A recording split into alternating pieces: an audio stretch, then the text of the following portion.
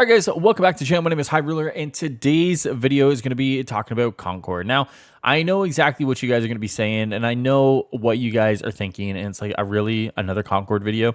And like, I understand, guys. And when I look at Concord, I understand that based off the reception off social media and Reddit, that this game might not do well, right? I understand there's a lot of people who, one, want this game not to do well, but then two, there's also other people who are expecting this game not to do well, right? So there's a bunch of people who are kind of in wait and see approach, and they're just kind of like, I don't want to buy it because what's the point of buying a multiplayer shooter when there might not be a big enough community to support it? And I totally understand that, right? Because if you only have so much money, then you want to buy for sure experiences, right? And I understand that Concord right now isn't a for sure experience.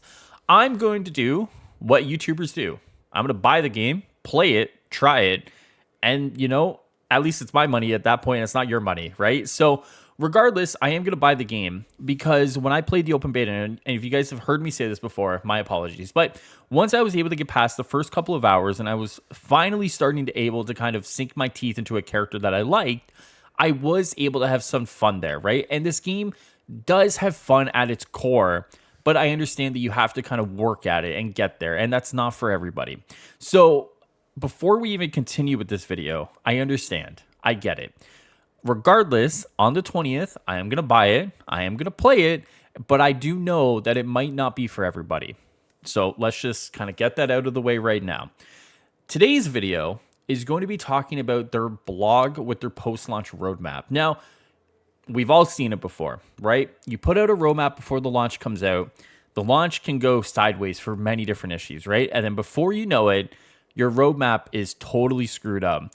Now, hopefully, that these companies start recognizing the issues that can happen. They start planning for this, because otherwise, what the fuck is the point of putting out a post-launch roadmap if your game's going to get screwed up in the first week or first month? Now, what we'll start to see here in this roadmap is that things are starting to be planned for a little bit far out rather than launch 2 weeks later is your, seasonal launch, for example, right?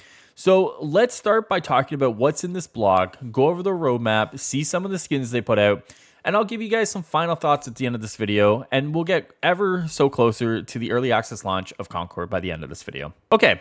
So at the bottom here, it says Concord Season 1 launching this October. The top of it is kind of like fluff. Not going to read it to you guys. Doesn't really matter.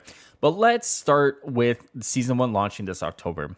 They say, from the very beginning, we wanted Concord to be a complete experience where all core content is available to you on day one and moving forward. Not gated behind paid expansions or a battle pass. We take your investment in the game seriously and want to ensure that we bring all players along for the journey. Right there, and we're going to talk about it because they do introduce a seasonal shop, right? Or a shop, whatever they call it. But what I will say is that if this game gives me a year, right? It gives me the Exoprimal year, which Exoprimal got 4 seasons over a year. At the year mark, they were like, all right, guys, it's over. We're done. We're moving on. I would still say a year for whatever your currency is. If you buy it on the 23rd, $40, or in Canada, it might be 50. Like, at the end of the day, 40 or 50 bucks, all content for a year.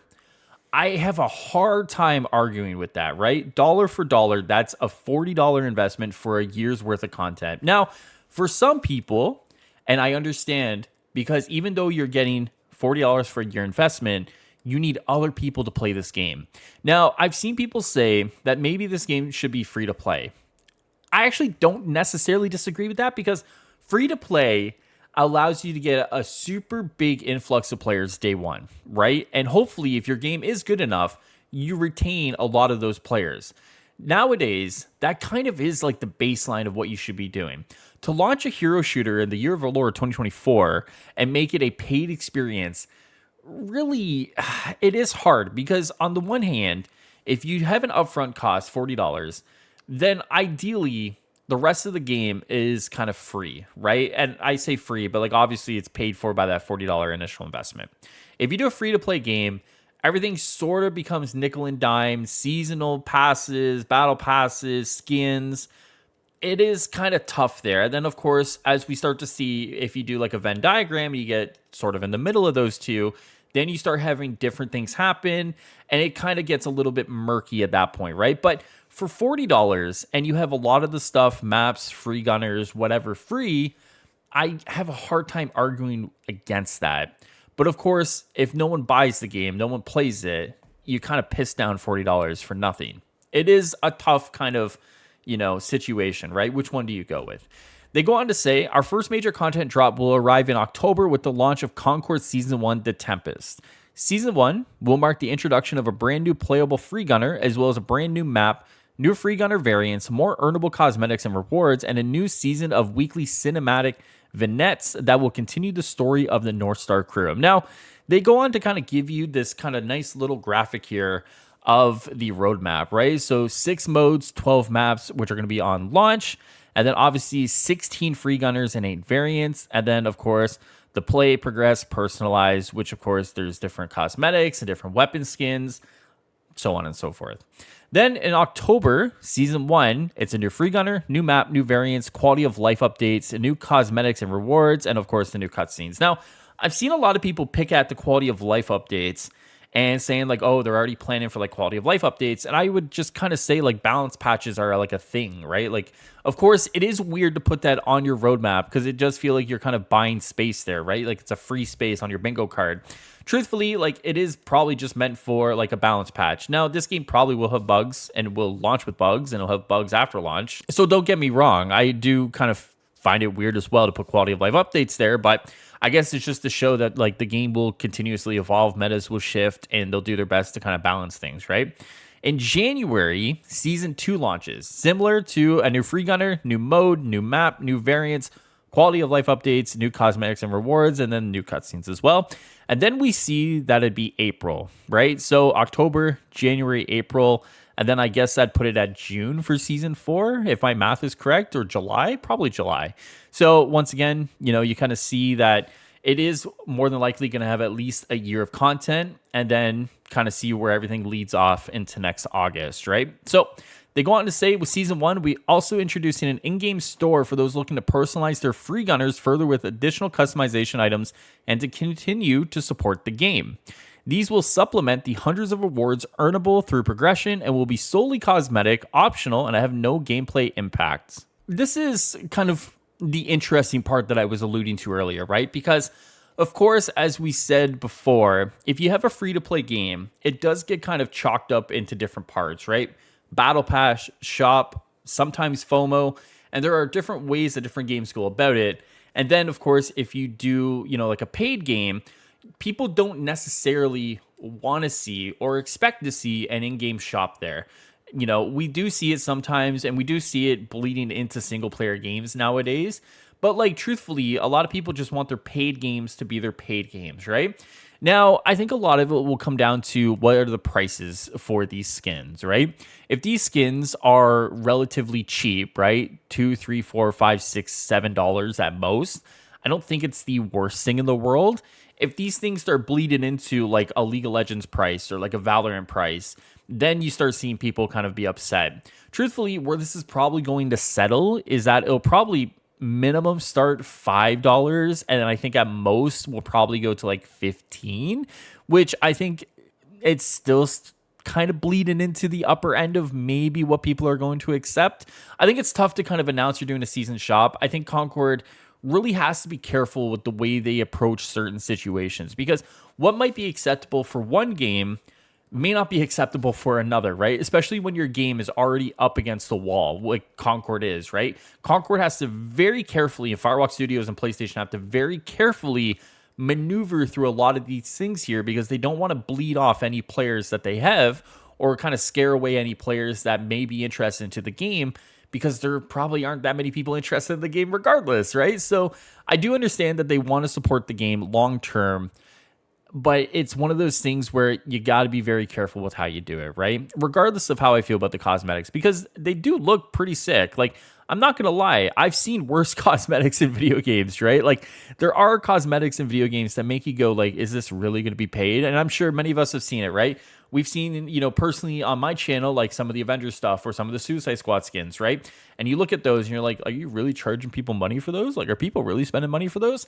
Some of these, like, regardless of that, actually look pretty good. Like, they do change the way the character looks. They do change, the hairstyles, the color. Like, there is some work being done here to make these, actually really good. So I don't have really too many issues with these skins as long as the pricing fits within what people may expect. If that is the case, not really an issue whatsoever. So just going through the rest of these here, I will say that one of the things I do like are the gold weapons. I think the gold weapons look pretty good. So I do want the gold weapons as much as I can on the characters that I am going to play, because if I can get those, I mean, I'm not going to lie, I won't complain too much if I can get some gold weapons. So not too bad, all things considered. So let's keep going here. They say we're also hard at work on future seasons, beginning with Season 2 launching in January and more seasonal drops through year 1 of Concord. We can't wait to fully unpack what we have in store for Season 1 ahead of its launch in October. The continuous evolution of your crew. When we first formed Firewalk, we thought a lot about the type of game that we wanted to make and what we could add to the multiplayer FPS genre. We knew we had to focus on the fundamentals that can make an FPS game great: precise, responsive gunplay, and fast, fluid mobility. Now, I'm not going to lie, I do feel like there is quite a bit of sauce to the gameplay, right? I will say, once you find a character that you can kind of like use and manipulate and get around, I do think that the gameplay, the minute-to-minute gameplay, is actually quite good. Now, once again, it may take you a little bit to get a character that you like, to get into the game, and to really kind of find your footing. But I do think that if you've played games like Overwatch, if you do play games like Destiny, right? If you want a little bit less from Overwatch, but you want a little bit more from Destiny, I think there's this weird blend of those two games, and some others, mind you. But I think if you blend those two games together, you do get quite a bit of Concord in there. And I do think that there is fun to be had because of that. Now, they go on to say, however, we also want a special spice provided by character abilities. Beyond the impact their abilities, roles, and kits could have in moment-to-moment combat, we saw exciting opportunities to add strategic layers to how and when you choose to deploy them throughout a match. In effect, we wanted to infuse the theory crafting of a deck builder with a PvP first-person shooter. This became the root of our crew builder system. Crew Builder allows you to create custom crews of free gunners that bring you into a match. Every custom crew offers 12 configurable slots, which you can fill with characters from what will become a growing roster of free gunners and their variants. Each free gunner will have multiple variants, which are unique versions of each character that have special modifiers to their base abilities and can be unlocked by completing various in-game challenges. And then you'll see that, of course, it does look like there's the roster of your characters there, and you can pick whichever ones, and then your 4 backups. Now, I didn't get to experience too much of kind of building a different crew and doing all the variant stuff, but I do think that just kind of having different variants of your characters that can do different things is pretty cool. So I do kind of like that they went for that approach. So it's not a bad idea. The question is, how will the implementation be on a full release? And what will people find? And I say this every single time when a game like this launches, is that there will be broken shit, right? Like, I think there will definitely be broken stuff that people find.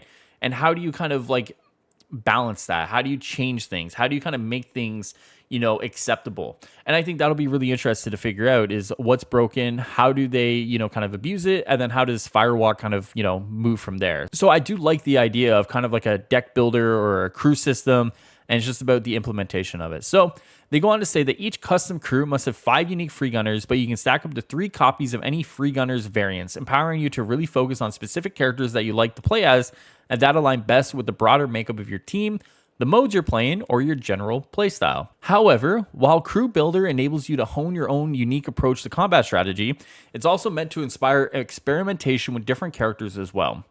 Each custom crew comes with 4 backup slots, which are randomly populated with free gunners not otherwise in your custom crew. Crew Builder also incentivizes you to populate your custom crews with characters of different roles. Unlike traditional archetypes like tank or support, each free gunner in Concord is meant to deliver high DPS and be effective in a gunfight. Instead, our characters are defined by one of 6 distinct roles and the impact they can have in combat, whether that's locking down an area, dominating long sight lines, or flanking enemies. And then they go on to kind of break down, the roles here. So you have Anchor, which controls an area with undeniable presence. Then they have Breacher, which starts fights or breaks into enemy defenses, tip of the spear. Haunt, which thrives on surprise and chaos, highly mobile. Ranger, competent in most combat situations, universally adept. Tactician, which bends the battlefield to their advantage, deploys their abilities before the fight starts. And then Warden controls sightlines and choke points with ranged attacks. So there you go. Then they say balancing your crew with free gunners of different roles can give you an edge through special in-match benefits called crew bonuses. When you deploy free gunners of different roles for the first time during a match, you're granted special bonuses that can increase mobility, improve weapon recoil, reduce cooldown times, and more that apply to any character you deploy from that point on. When you combine all these systems, crew builder, backup slots, free gunner variants, and crew bonuses, there's so much depth to how you can craft, refine, and master your builds in Concord as your experience grows. It also allows the meta to evolve continuously in exciting new ways as you unlock new free gunner variants, and new free gunners and variants are introduced over time with each season. Ultimately, when we step back and think about what drew us to make Concord and what we love most about multiplayer games, it's exactly that. The potential for continuous evolution. It's the thrill of the potential possibilities of where we can take the experience moving forward, and it's the sense of adventure of finding out together. Now, they're actually not wrong there. When you kind of take into account all the systems that they have in play here, there is a lot of kind of differing things that you'll have to take into account in order to kind of do well at the game. Now, it's not to say that everything's going to be, overpowered or underpowered, but as I said before, one of the things that you find out with a live service game or even like any sort of FPS game is what's going to be broken right away. And I definitely think that within the first day, the hardcore players are going to find out that you can stack these different variants together and go through this different route. And then by the time the end of the game, you're going to have so many different bonuses that are really going to stack up well with each other that you're just going to dominate the match. And I think we were starting to see that at the end of the open beta. I think you were able to kind of see, and of course, with some of the conversation I've had with people, different ways to stack different characters in your kind of crew and then run through each of them in order to kind of get the best bonuses possible. So we definitely will see that. And I'm interested to see the balancing efforts that take place in order to kind of make that a fun and fair experience. Now, here's the big thing. Preparing for launch. We can't wait to welcome you to the Concord Galaxy and see how you learn to master each free gunner and all of our systems in new and exciting ways, beginning with Concord's early access launch for Digital Deluxe Edition owners on Tuesday, August 20th. Followed by our global launch on Friday, August 23rd. And then, of course, you kind of see all the different times. So it'd be 1 p.m. over in my time zone. The West Coast is 10 a.m. And then you kind of do the conversions from there, right? And then, of course, this will be the standard launch, which is the same times, just will be on Friday instead of the Tuesday. So here's kind of what I think, guys, to kind of sum this all up in a nice little bow. I think personally, there is a lot here that for some people, myself included, should get them excited, right? It's a hero shooter. They are doing what they can to kind of make you interested in these characters through their shorts and their like little animated videos. But will it be for everybody? Are they kind of late to the party? The answer is no and yes. It's not going to be for everybody, and they are kind of late to the party here. Doesn't mean it's going to be a bad game. It doesn't mean that it's going to be a great game. It just means that it's going to be a game.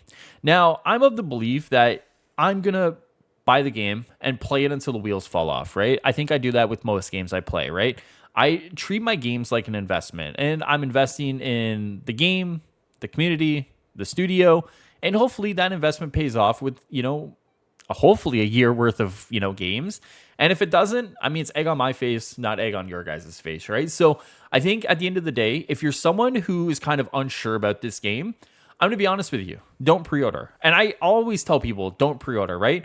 I don't mind burning my money because it's my money, right?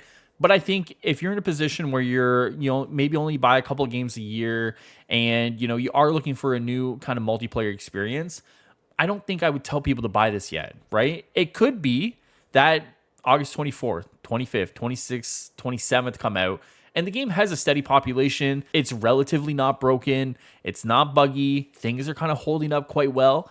Maybe at that point, look at it and be like, okay, maybe there's something to consider there. But if you're someone who's kind of on edge right now and you're kind of looking at this being like, do I buy it? I would definitely say don't, right? There is a good chance that this game comes out on the 20th and then the 23rd and it just flops, right? There's a very good chance. And if that does happen, I don't want anybody who's watched any of my videos to kind of come back and be like, I bought this game because of you, and now there's like no one to play with. I mean, that would suck. Don't get me wrong. That would be awful. So if you're someone who's in that position, don't do it. Now, if you're an idiot like me who spends money like water and you have no regard for any sort of financial advice, buy it, pre-order it, do what you want, right? But I think, honestly, guys, if I'm going to be completely 100% honest with you, I'm at least hoping for a year's worth of content. I'm at least hoping for a year's worth of fun out of this. If I get a year's worth of content and fun out of this, it will be worth the price for me. Now, everyone's different. Regardless, I am going to still cover it. We are going to be playing that next week. Next Tuesday, I'll be live on stream on my Twitch channel. Next Thursday, we'll also be playing it from Fan Expo, which I'm going to be tweeting about. So if you guys are interested in any of that stuff, make sure you guys go check out my Twitter. But I will be playing it, and we'll kind of go from there. So regardless of that, more Concord stuff to come, more stuff to talk about, and hopefully more videos that aren't just like Concord's dead, everybody. Regardless, guys, I'll see you guys the next time here on the channel. Enjoy the rest of your day and night. Make sure you guys take care and take care of yourselves, and I'll see you guys next time. Peace.